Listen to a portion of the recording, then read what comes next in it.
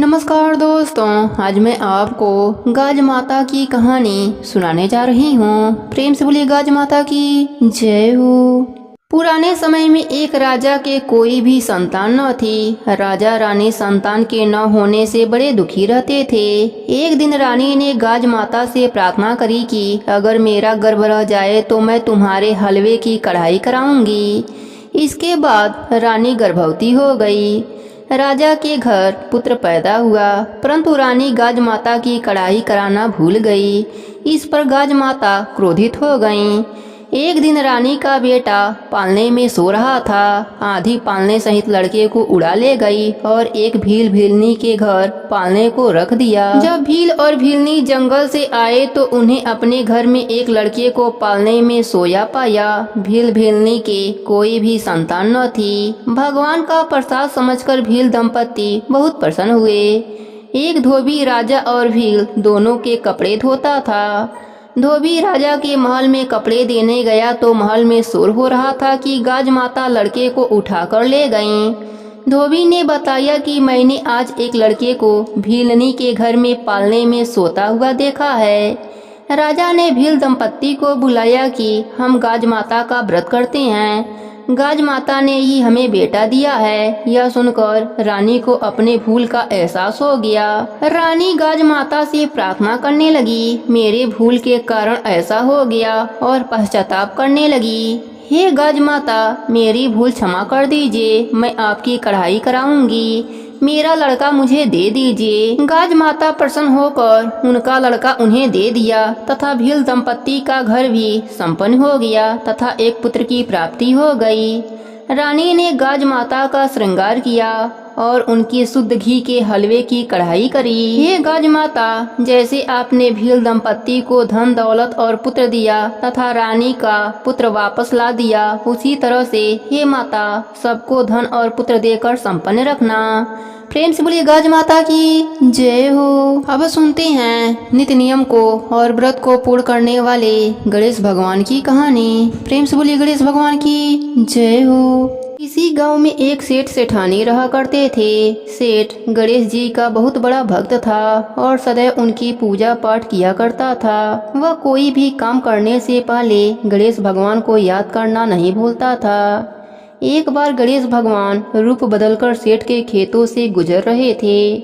गणेश भगवान को रास्ते में भूख लगी तो उसी सेठ के खेत से गेहूं के 12 दाने तोड़कर खा लिए। फिर उन्होंने सोचा, अरे मैं तो भूख से बेहाल होकर सेठ से बिना पूछे ही उसके खेतों से गेहूं के दाने खा लिए। यह तो चोरी हुई और इस पाप का दंड मुझे भोगना ही होगा। फिर गणेश भगवान सेठ के पास पहुँचे और बोले, सेठ जी मुझे कोई काम दे दीजिए, मैं दूसरे गांव से काम की तलाश में आया हूँ। सेठ ने कहा, देखो मेरे काम में इस समय घाटा चल रहा है, इसलिए मैं तुम्हें काम तो दे दूंगा पर तनख्वाह नहीं दूंगा। इस तरह गणेश जी सेठ जी के घर काम करने लगे। एक दिन सेठानी शौच से निवृत्त होकर अपने हाथ राख से धो रही थी तो नौकर बने गणेश भगवान ने कहा, सेठानी जी जब तक हम अपने हाथों को मिट्टी से नहीं धो लेते तब तक वह स्वच्छ नहीं होते, इसलिए आप अपने हाथों को मिट्टी से धोया करो। इस बात से सेठानी गुस्सा होकर नौकर की शिकायत सेठ जी से करी। सेठ ने कहा, गणेशा सही तो कह रहा है, जब तक हाथ मिट्टी से नहीं धो लेते तब तक हाथ स्वच्छ नहीं होते। यह गणेशा तो बहुत समझदारी की बातें करता है, हमारा भला सोचता है। सेठानी ने कहा, सुनो जी, कल हमें गंगा स्नान के लिए जाना है, आप चलोगे साथ? सेठ जी ने कहा, मुझे दुकान पर बहुत काम है, तुम गणेशा के साथ चली जाना। अगले दिन सेठानी गणेशा के साथ गंगा घाट पहुंच जाती है।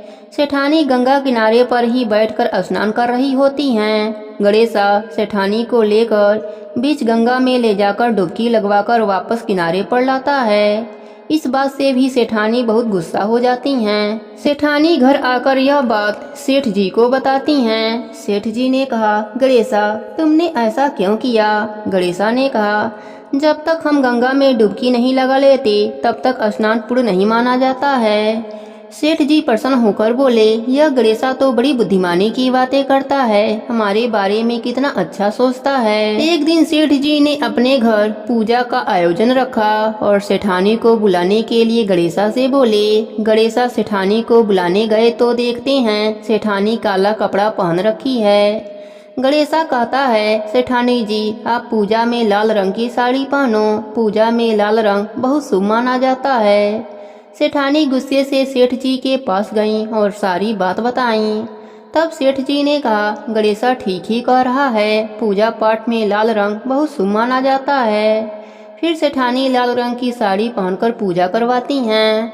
एक दिन सेठ घर में गणेश पूजन का कार्यक्रम रखा। गणेश जी के मूर्ति के स्थान पर गणेशा जाकर बैठ जाता है। यह देखकर सेठ जी को गुस्सा आ जाता है। सेठ जी कहते हैं, गणेशा यह कहाँ की समझदारी है, मैं तो समझता था कि तुम बहुत समझदार हो, बड़ी बड़ी ज्ञान की बातें करते हो और खुद ही अज्ञानी बनकर उस स्थान पर बैठ गए हो जहाँ प्रभु की मूर्ति का स्थान है। फिर गणेशा अपने असली रूप में आ जाते हैं। सेठ सेठानी हाथ जोड़कर कहते हैं, प्रभु आप मेरे घर नौकर के रूप में, हमसे बहुत बड़ी गलती हो गई प्रभु, हम आपको पहचान नहीं पाए, हमें क्षमा कर दीजिए।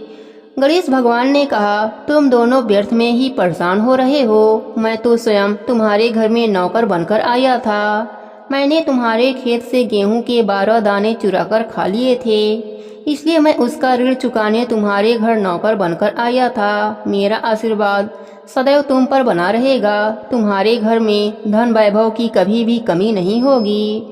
इतना कहकर गणेश भगवान अंतर ध्यान हो जाते हैं। हे गणेश जी महाराज, जैसे आपने सेठ पर अपनी कृपा करी, वैसे ही अपने सभी भक्तों पर अपनी कृपा बनाई रखना। कहानी अधूरी हो तो पूरी करना, पूरी हो तो मान रखना, सबके व्रत को पूर्ण करना। प्रेम से बोलिए गणेश भगवान की जय हो।